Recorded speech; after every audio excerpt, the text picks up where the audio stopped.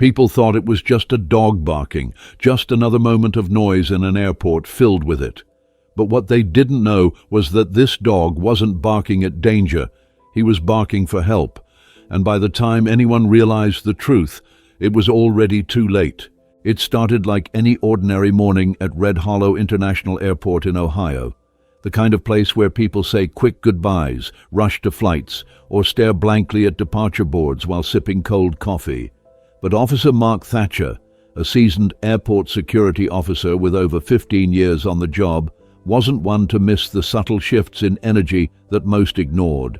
He stood near the central terminal with his partner Bishop, a military-grade Belgian Malinois trained to detect narcotics, explosives, and even the emotional state of the people around him.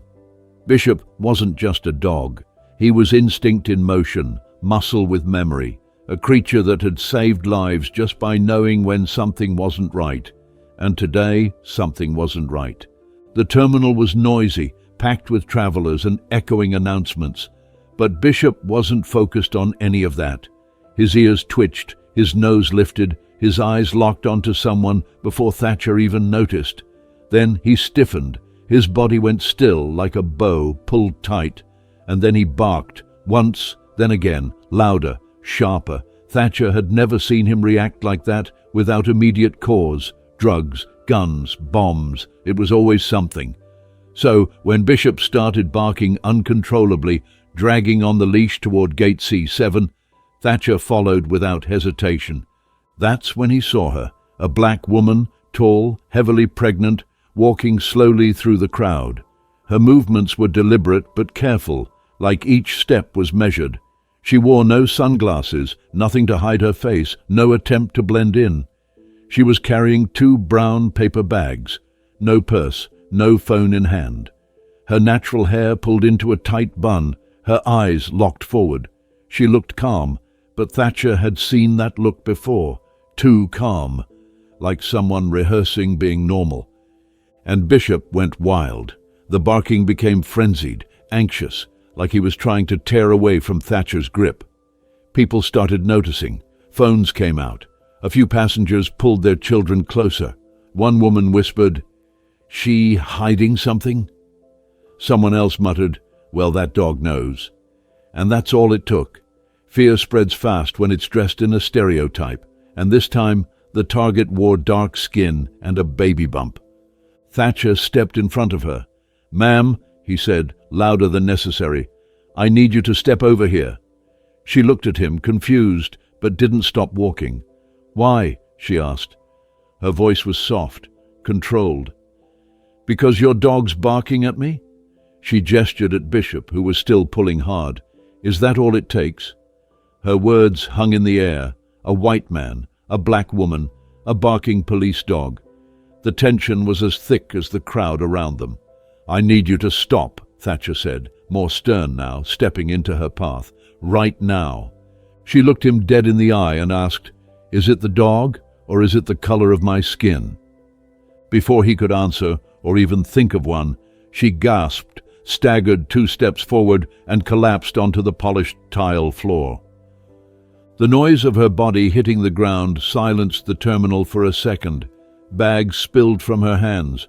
Papers fluttered out. A child's stuffed bear rolled under a bench. A bottle of prenatal vitamins clinked against the ground. And beside her hand was a sealed, creased envelope. Everything stopped. Everything froze. And Bishop didn't stop barking. If anything, the sound got sharper, desperate. He pawed at her body, whined, then barked again, not with aggression but urgency, panic, like he was trying to say something. Something Thatcher didn't understand, something nobody did. People started recording again. A security guard stepped in. "Is she dangerous?" someone asked. Another voice nearby. "She was carrying bags, man. She could have had anything. But she didn't. Just vitamins, papers, and a stuffed bear. No gun, no weapon, no threat. But the fear didn't care about truth. It never does." Thatcher dropped to his knees beside her. She was breathing, barely. Sweat dripped from her forehead. Her lips were pale. He reached for his radio, calling for medical backup, trying to ignore the weight pressing down on his chest. He looked down at the envelope lying beside her. One word was written on the front. Shaky handwriting. Faded ink. Sorry. He picked it up, and something inside him sank. By the time the paramedics arrived and loaded her onto a stretcher, Bishop had stopped barking, but he never left her side. He sat next to the gurney, silent, staring at her face with eyes that didn't blink. The same dog that barked like she was a threat was now guarding her like she was his own. That's when Thatcher really started to wonder. What if the barking wasn't because she was dangerous, but because she was in danger? Then he noticed something else. In her left hand, tightly clutched even in unconsciousness, was a necklace, a dog tag, a real military one, scratched, aged, and on it was a name that punched him straight in the gut. J.R. Maddox, a name he hadn't heard in years, a ghost, a secret, and now somehow back, carried by a woman he'd never met, a woman the world had judged before she even had the chance to speak. And Bishop, the one voice no one listened to, was the only one who knew something was wrong all along. Back in the sterile quiet of the airport security office, Thatcher sat alone, the sealed envelope still in his hand, its weight growing heavier by the second. The name on the dog tag, J.R. Maddox, wasn't just familiar. It was a name carved deep into his past. Maddox wasn't some casual war buddy or a passing face from basic training. He was the kind of soldier people followed without question. The kind of man who made impossible decisions look easy and carried guilt like armor. And now, years after the final salute at a closed casket funeral, his name had come back. Gripped in the unconscious hand of a black pregnant woman the world had just labeled a threat. Thatcher opened the envelope slowly, his hands steady only from years of habit, not because he wasn't shaken. The paper inside was folded twice, edges curled, like it had traveled through time. The handwriting hit him instantly. Maddox's messy, slanted scrawl written under pressure, always in a rush, always like the world was closing in. The first sentence made Thatcher's heart thump so hard he had to sit back down. "If you're reading this, it means I failed to keep my promise." He read it again, slower this time. The words burned. The letter unraveled like a confession, like Maddox knew what was coming and tried to leave a trail before it caught up to him. He wrote about Layla, the Afghan translator who disappeared right before Maddox's final mission, a civilian, a woman who'd worked in shadows, never wearing a uniform, but whose eyes carried more weight than most soldiers. Maddox didn't just know her. He'd protected her, loved her, and she'd been pregnant. The timing hit hard. The math lined up too cleanly to ignore. That woman in the airport, Amira, wasn't just anyone. If Layla had given birth after Maddox died, then Amira could be his daughter. But the letter didn't stop there. Maddox spoke of an operation, one that was never officially logged. A black bag recovery mission that ended in silence. He'd taken something, a flash drive, files, something so dangerous, so important, that Maddox buried it and never told anyone where. Until now. The letter ended with a line that made Thatcher's blood run cold. If anything happens to her, it won't be random. It'll be because they know what's in her blood. He folded the letter slowly, each crease landing with finality. Something bigger was happening, and the woman everyone saw as a potential threat was actually a target. He pocketed the envelope just as his radio buzzed to life. The medic team was transporting Amira to the airport's temporary clinic. She was stable, conscious. Thatcher was already on his feet before the sentence finished, but something inside told him time was running out. By the time he reached the clinic, the sun had dipped behind a cloud-covered sky, throwing the airport into a strange gray stillness. The hallway outside her room smelled like bleach and recycled air.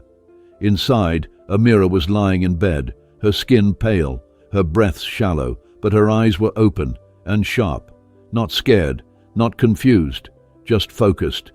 They locked onto Thatcher the moment he stepped in. "You knew him," she said. Her voice cracked slightly, but not from weakness, from control, the way someone speaks when they've waited too long to be heard. "I served with Maddox," Thatcher replied. "A long time ago." She nodded. He told me about you." The room felt smaller instantly, denser.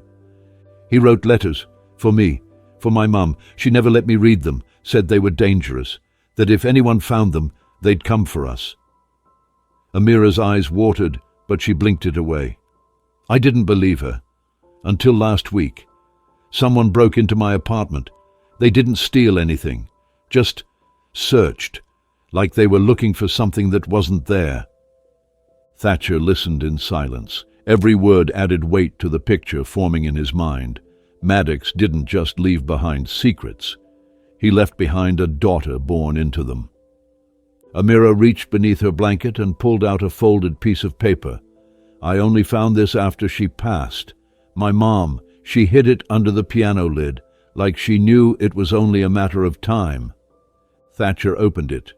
More of Maddox's handwriting, this one addressed to Amira. "You were born into a lie to keep you safe. I couldn't protect your mother, but I can protect you. If you're ever in danger, find Thatcher. He's the only one I trust." He read it twice, then looked up at her. "Why come now?" he asked. Amira looked away, her hand resting on her swollen stomach. "Because I started dreaming about people I've never met, seeing places I've never been, and a voice kept repeating the same phrase." She turned back to him, her gaze hard. "Project Helix." Thatcher's blood froze. He remembered that name, barely.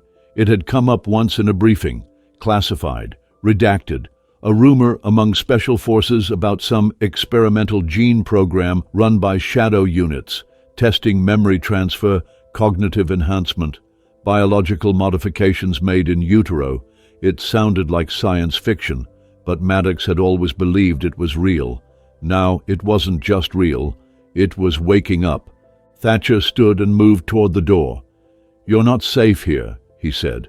"We need to—" But the bed was empty, the blanket neatly folded, the cup of water untouched, and Amira gone. Thatcher stepped back into the hallway, instantly alert. No nurses, no staff. The lights flickered slightly, and Bishop, who had been sitting patiently by the door, suddenly growled low, his head snapping toward the vent near the ceiling. He barked once, then sniffed at the corner. Something was off. Thatcher's radio buzzed. He answered, but no one spoke, just static. Then a voice, distorted, male, calm. "She's safer with us than with you, Officer Thatcher. You already failed her father. Don't fail her too." The line went dead. Thatcher didn't move, couldn't move. He pulled the surveillance tapes from the hallway feed, fast-forwarded through hours of mundane nothing. Then, at 11:43 p.m., there they were. Two men in paramedic uniforms, a gurney, real ID badges, real gear, calm, smooth, like they belonged. They wheeled her out without resistance. Amira was unconscious, strapped down, not moving. The night staff didn't even question it. One of the men even nodded politely on his way past the desk. And then they were gone. Thatcher paused the footage, zoomed in on the corner of the bag they carried, a stitched-on patch. One word, R-I-O-N. A name he hadn't heard in over a decade, a name tied to covert operations that never made it to paper. People whispered about Ryan like they were ghosts, clean-up units, black cell operators, trained not to kill but to disappear. Data, witnesses, evidence, people. They hadn't just found Amira. They'd been waiting for her. Back at his apartment, Thatcher didn't turn on the lights. He sat in the dark, the sealed manila folder from Amira's bag spread across the coffee table, surrounded by takeout containers and the echo of things he hadn't thought about in years. Bishop lay curled at his feet, ears twitching every few seconds, like he too was sensing something stirring just beneath the surface. The documents had no official seals, no government insignia, just markings, long strings of numbers, strange acronyms, a couple of maps with areas blacked out like someone had tried to erase the truth but got tired halfway through. One word kept repeating in the margins, in different handwriting, in different colors of ink. Helix. Thatcher stared at the pages, but his mind kept going back to Maddox.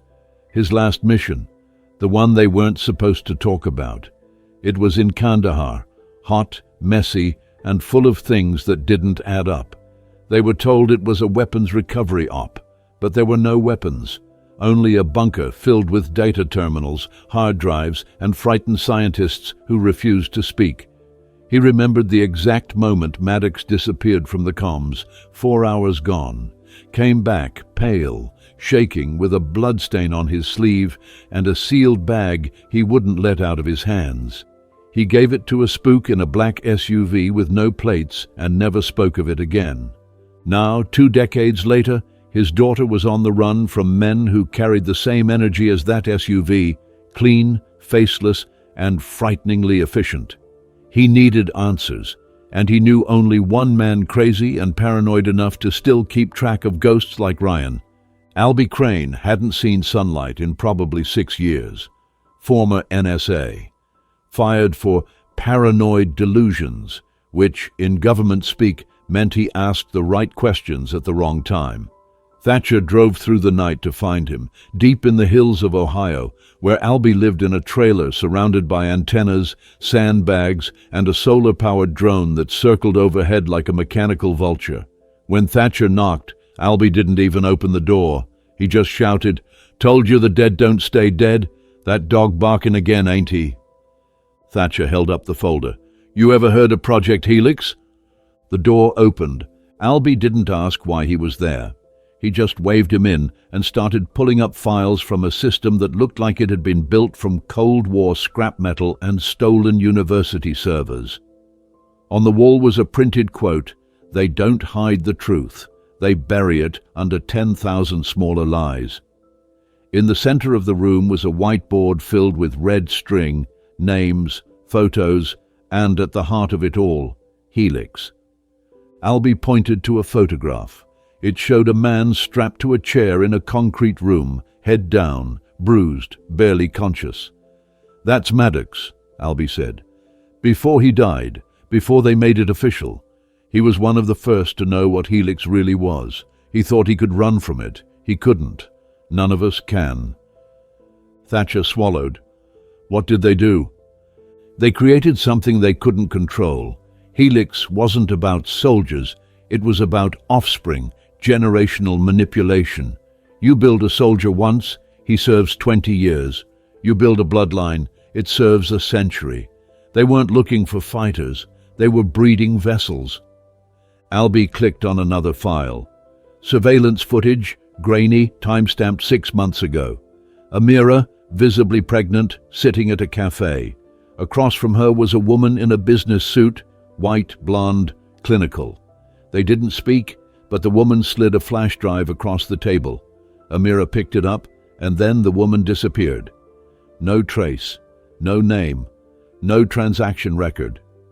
That drive, Albie said, had been transmitting ever since. "She's not just carrying Maddox's child, she's carrying the code." Thatcher stared at the screen. "Code for what?" "To wake them up." Back at the facility where Amira had been taken, the hallways were dim and humming with electricity. Hidden in the desert outskirts of Dayton, the building looked like a standard rehabilitation center from the outside. White walls, clean windows, soft lighting. But underground, it was a labyrinth of security doors, reinforced corridors, and reinforced silence. Amira lay in a room no bigger than a janitor's closet, strapped to a metal gurney with her arms loosely secured. She'd stopped trying to fight after the second injection. It only made the burning worse. Her stomach ached.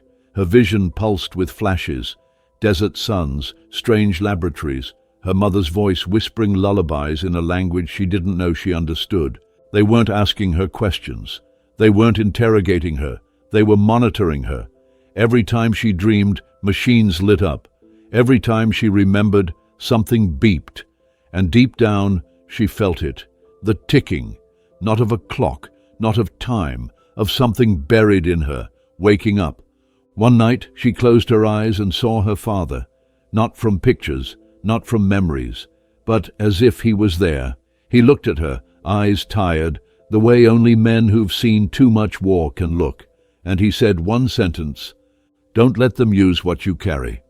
She snapped awake and whispered, "Too late." In a room next to hers, Two men in suits watched her vitals spike. One turned to the other.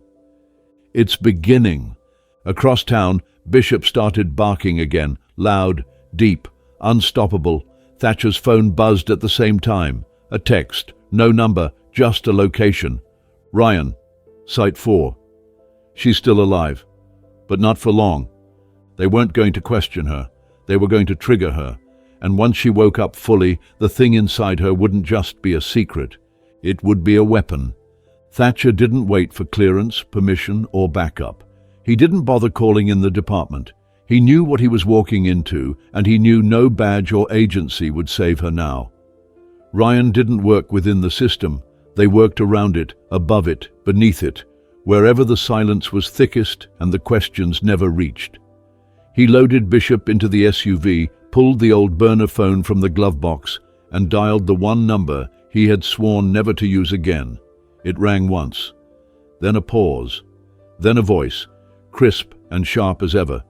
"You're late," she said. Cassandra Voss wasn't just a ghost. She was the ghost other ghosts feared.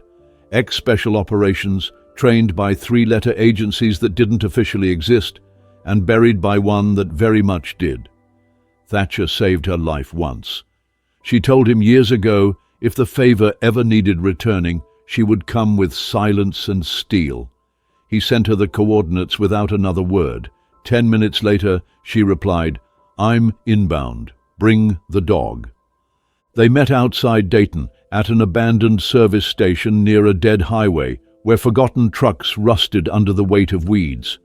Cassandra arrived in a matte black Land Cruiser, with no plates and windows that drank in the light. She stepped out in tactical gear, every movement fluid, eyes scanning before she even spoke. "They have her?" she asked. Thatcher nodded. "And they know what she is?" Cassandra didn't blink. "Then we go in now, before they make her forget what that means." The facility stood like a monument to nothing, flat and wide, designed to be ignored. It looked like a wellness center, soft colors, generic signs, a single receptionist who smiled just a second too long, but underneath was a vault. Cassandra had found a back door, an old utility shaft left off blueprints, sealed in concrete decades ago.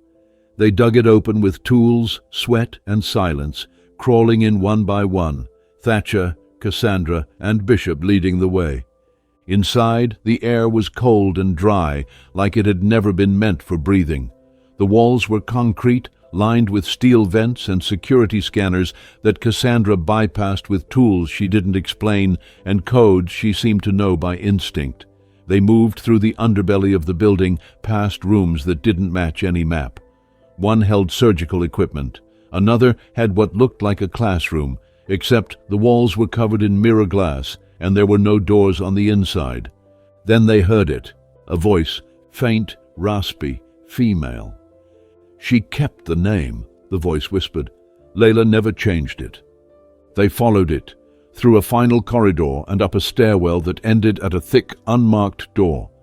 Bishop pawed at the frame, whining low, his ears flat. Cassandra signaled Thatcher, then popped the lock in 5 seconds. The door swung open with a hiss, and there she was. Amira sat in a chair bolted to the floor, wrists loosely bound, IV still in her arm. Her skin looked pale but not broken. Her eyes were clear but distant, like she was somewhere else entirely. Then she looked up, right at Thatcher, and whispered, "Took you long enough." He rushed to her, unhooking the IV, freeing her hands. Cassandra covered the hallway, rifle raised, ears sharp. Bishop didn't bark. He moved to Amira's side and sat, pressing against her leg like he'd never left her. "They were asking about a code," Amira said, voice weak but steady. "Something I was supposed to have, but I don't. I told them. I don't know what they mean." Thatcher helped her to her feet, but it was Bishop who steadied her. "You do," he said quietly. "You just don't know what it looks like yet." They started to move, but Bishop froze. A low growl rumbled in his chest. Cassandra lifted her weapon as footsteps echoed down the corridor. 2 men, tactical gear. One had a silencer, the other a stun baton. Neither flinched when they saw them. "You weren't supposed to find her this soon," one said calmly. "And yet here we are," Cassandra replied, and opened fire. The corridor exploded with noise. Bishop lunged at the man with the baton, sending him crashing into the wall. Thatcher charged the second, slamming him into a steel panel. Amira ducked as bullets sparked against the concrete. The fight was fast, brutal, and silent when it ended. Both Ryan operatives lay unconscious, one bleeding from the leg, the other missing teeth. They moved fast after that, retracing their path through the tunnels. Amira walked on her own now, still unsteady, but with something in her eyes that hadn't been there before. Focus, clarity. She wasn't just surviving, she was remembering. They reached the utility exit. Cassandra climbed out first, then Bishop, then Amira. Thatcher followed last, sealing the hatch behind them just as the facility's silent alarm began to scream into the air. But they were gone. They regrouped at a safe house Cassandra kept off-grid, hidden in the forest, surrounded by silence and shadow. Inside, Amira sat on the floor, still in the clothes from the facility, her hands wrapped around a cup of water she hadn't touched. Across from her, Thatcher laid out the documents, the maps, the letters, the photos, her mother and Maddox, the files that had been encrypted, the ones no one else was meant to see. Amira looked at them for a long time. Then she said, "They knew what I was before I was born." Cassandra nodded. "You're the key. That's why they didn't kill you. You're carrying more than blood. You're carrying access." Amira touched her stomach, not as a mother, but as a vault. "My father left me a warning, but not the answer." Thatcher stepped forward. "Then we go find it." But Amira shook her head. "Number, we don't find it. I am it." Cassandra sat across from her, studying her face. "You're changing, aren't you?" Amira didn't answer right away. Then she nodded. "I don't sleep anymore. I see things, places I've never been. I feel what others feel. I hear things before they happen. I'm not just remembering. I'm syncing, activating." They all fell silent. Then the laptop on the table, which had never been connected to anything, lit up. One line appeared on the screen. "Helix Protocol, Phase 2, activated." Then it blinked out. Amira stared at it, her hand shaking slightly. "I didn't touch anything," she whispered. "I didn't connect to anything." "You didn't have to," Cassandra said softly. "The code was never external. It was always you." In that moment, they all understood. She wasn't just hunted because of what she knew. She was being watched because of what she was. And now she wasn't just awake. She was broadcasting.